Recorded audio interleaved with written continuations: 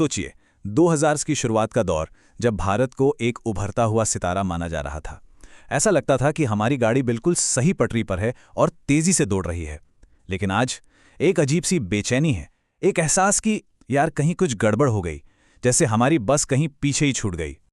तो चलिए इस गुत्थी को सुलझाने की कोशिश करते हैं। हम इस सफर पर 6 पड़ावों से गुजरेंगे ताकि भारत की आर्थिक कहानी की हर परत को समझ सकें। सबसे पहले हमारी बस आखिर छूटी कहां? फिर देखेंगे दो भारत के सच को, संगठित और असंगठित। इसके बाद उन दशकों पुरानी नीतियों की जड़ तक जाएंगे, काली अर्थव्यवस्था की असली कीमत को समझेंगे, हाल में लगे 3 बड़े झटकों का विश्लेषण करेंगे और अंत में भविष्य की सबसे बड़ी चुनौती पर नजर डालेंगे।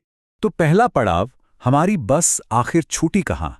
नई सदी की शुरुआत तो बड़े ऑप्टिमिज्म, बड़ी उम्मीदों के साथ हुई थी। तो फिर हुआ क्या? वो उम्मीदें इस व्यापक बेचैनी में कैसे बदल गईं?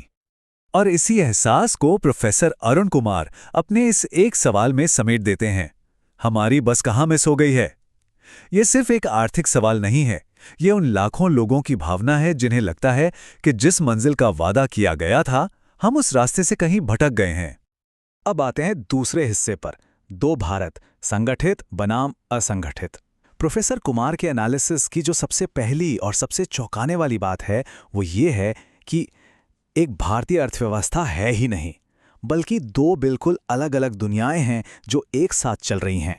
और ये बंटवारा कितना बड़ा है, ये आंकड़ा देखकर शायद होश उड़ जाएं। भारत का लगभग पूरा का पूरा वर्कफोर्स 94% उस असंगठित अर्थव्यवस्था में काम करता है जो औपचारिक नहीं है, और सिर्फ 6% संगठित क्षेत्र में है, जिस पर मीडिया और सरकार का सारा ध्यान रहता है। तो मतलब साफ है, ये दो अलग अलग भारत की कहानी है। एक तरफ है 6% वाला संगठित क्षेत्र, कैपिटल इंटेंसिव, मतलब मशीनों पर ज्यादा जोर, लोगों पर कम, जो हमें स्टॉक मार्केट में, इकोनॉमिक डेटा में दिखाई देता है। यहाँ आमदनी भी ज्यादा है, जॉब सिक्योरिटी भी है और जीएसटी जैसी पॉलिसीज से इसे फायदा भी होता है।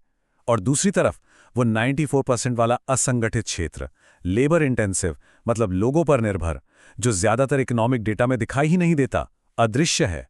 यहाँ आमदनी बहुत कम है, लोग गरीबी रेखा के आसपास जीते हैं और नोटबंदी, जीएसटी जैसे झटकों की सबसे बुरी मार इन्हीं पर पड़ी। तो सवाल उठता है कि ये खाई इतनी गहरी हुई कैसे? आखिर इसकी जड़ें कहाँ हैं? और यहीं हम आते हैं तीसरे हिस्से पर, त्रुटिपूर्ण नीतियों की गहरी जड़ें।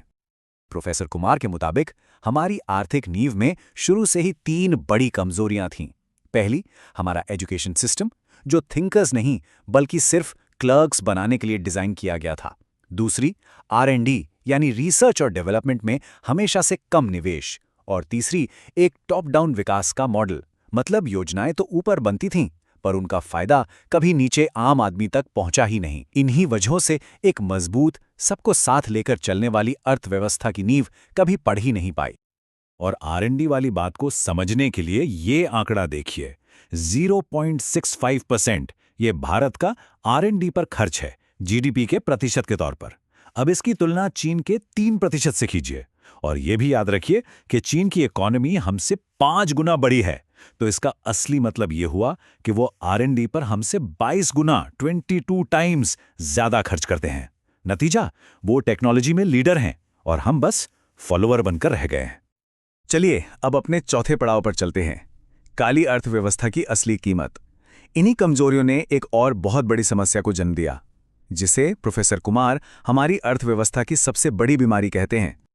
ये नंबर देखिए, 5%। ये वो जीडीपी ग्रोथ है जो भारत हर साल, एवरी सिंगल ईयर, काली अर्थव्यवस्था की वजह से खो देता है। और ये आज से नहीं, 1970s से हो रहा है। जरा सोचिए, ये कितनी भारी कीमत है जो देश ने दशकों से चुकाई है। लेकिन काली अर्थव्यवस्था का मतलब सिर्फ टैक्स चोरी नहीं है। प्रोफेसर कुमार इसे एक बहुत ही दिलचस्प तरीके से समझाते हैं। वो इसे कहते हैं बिना उत्पादकता की गतिविधि, यानी एक्टिविटी विदाउट प्रोडक्टिविटी। इसका मतलब क्या है? मान लीजिए खराब मटेरियल से एक सड़क बनाई जो पहली बारिश में बह गई, पैसा खर्च हुआ, किसी की इनकम भी बनी, लेकिन देश के लिए नेट आउटपुट क्या रहा? 0 या नेगेटिव। ये बस एक गड्ढा खोदकर उसे वापस भरने जैसा है। और इस बिना उत्पादकता की गतिविधि का नतीजा क्या है? प्रोफेसर कुमार के शब्दों में, अगर काली अर्थव्यवस्था ना होती तो भारत की अर्थव्यवस्था आज $27 ट्रिलियन की होती, जो कि अमेरिका के बराबर है, और हर व्यक्ति 8 गुना अमीर होता। इस बात पर एक पल के लिए सोचिए, मतलब हमारी खोई हुई पोटेंशियल का स्केल लगभग अनइमेजिनेबल है। अब आते हैं 5वें हिस्से पर, 3 झटके और उनके परिणाम। ये व्यवस्था पहले से ही इतनी नाजुक थी और फिर हाल के सालों में इस पर एक के बाद एक 3 बड़े झटके लगे, जिनके नतीजे बहुत विनाशकारी थे। ये असंगठित क्षेत्र पर एक तिहरा आघात था। एक एक करके 3 बड़े प्रहार हुए। पहला 2016 में नोटबंदी, जिसने कैश पर चलने वाली इस इकोनॉमी की कमर तोड़ दी। दूसरा 2017 में जीएसटी का लागू होना, जिसने संगठित क्षेत्र को तो फायदा पहुंचाया, लेकिन असंगठित क्षेत्र को कंपटीशन से ही बाहर कर दिया। और तीसरा और आखिरी झटका 2020 का अचानक लॉकडाउन, जिसने पहले से ही घुटनों पर आ चुके इस सेक्टर को लगभग खत्म ही कर दिया। और इन सब का नतीजा क्या हुआ? जिसे इकोनॉमिस्ट के शेप्ड रिकवरी कहते हैं। मतलब एक इकोनॉमी के 2 हिस्से 2 अलग-अलग दिशाओं में जा रहे हैं। एक तरफ संगठित क्षेत्र, जिसका ग्राफ ऊपर जा रहा है, यह हमें बढ़ते हुए स्टॉक मार्केट में दिखता है। और दूसरी तरफ 94% लोगों वाला असंगठित क्षेत्र, जिसका ग्राफ लगातार नीचे गिर रहा है। और ये जो आर्थिक खाई है, इसका असर सिर्फ अर्थव्यवस्था तक नहीं है। इसका सीधा नतीजा एक बहुत बड़े सामाजिक संकट के रूप में सामने आ रहा है, शिक्षित बेरोजगारी का संकट। ये आंकड़ा इस संकट की भयावहता को दिखाता है। उत्तर प्रदेश में चपरासी की 360 नौकरियों के लिए 380 पीएचडीज ने अप्लाई किया। सोचिए, ये सिर्फ एक स्टैटिस्टिक नहीं है, ये हताशा की, वेस्टेड पोटेंशियल की कहानी है। और यही हताशा युवाओं को ड्रग्स जैसी समस्याओं की तरफ धकेलती है और उन्हें मैनिपुलेशन का आसान शिकार बनाती है। और अब हम आते हैं अपने आखिरी और छठे पड़ाव पर, आगे की सबसे बड़ी चुनौती। एक तरफ भारत अपनी इन गहरी पुरानी समस्याओं से जूझ रहा है और दूसरी तरफ क्षितिज पर एक नई और शायद इन सबसे भी कहीं बड़ी चुनौती दस्तक दे रही है। देखिए, अब तक जितनी भी टेक्नोलॉजिकल रेवोल्यूशंस हुई, जैसे ट्रैक्टर या फैक्ट्री की मशीनें, उन्होंने शारीरिक श्रम की जगह ली, मतलब मसल पावर को रिप्लेस किया। इससे ज्यादातर ब्लू कॉलर जॉब्स पर असर पड़ा। लेकिन एआई क्रांति बिल्कुल अलग है। ये मानसिक श्रम को रिप्लेस कर रही है, मतलब ब्रेन पावर को।